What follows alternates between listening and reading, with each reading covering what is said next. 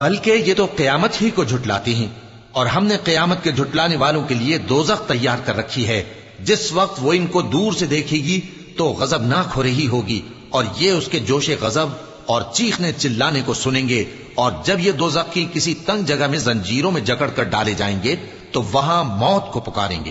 آج ایک ہی موت کو نہ پکارو، اور بہت سی موتوں کو پکارو، پوچھو کہ یہ بہتر ہے یا ہمیشہ کی جنت جس کا پرہیزگاروں سے وعدہ ہے، یہ ان کے اعمال کا بدلہ اور رہنے کا ٹھکانہ ہوگا، وہاں جو چاہیں گے ان کے لیے میسر ہوگا، ہمیشہ اس میں رہیں گے۔ یہ وعدہ اللہ کو پورا کرنا لازم ہے اور اس لائق ہے کہ مانگ لیا جائے۔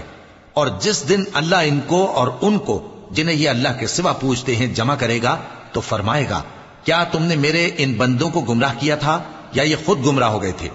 وہ کہیں گے تو پاک ہے، ہمیں یہ بات شایع نہ تھی کہ تیرے سوا اوروں کو دوست بناتے، لیکن تو نے ہی ان کو اور ان کے باپ دادا کو برتنے کو نعمتیں دیں، یہاں تک کہ وہ تیری یاد کو بھول گئے، اور یہ ہلاک ہونے والے لوگ تھے۔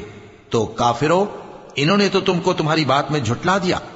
بس اب تم عذاب کو نہ پھیر سکتے ہو نہ کسی سے مدد لے سکتے ہو، اور جو شخص تم میں سے ظلم کرے گا ہم اس کو بڑے عذاب کا مزہ چکھائیں گے۔ اور ہم نے تم سے پہلے جتنے پیغمبر بھیجے ہیں سب کھانا کھاتے تھے اور بازاروں میں چلتے پھرتے تھے، اور ہم نے تمہیں ایک دوسرے کے لیے آزمائش بنایا، کیا تم لوگ صبر کرو گے؟ اور تمہارا پروردگار تو دیکھنے والا ہے۔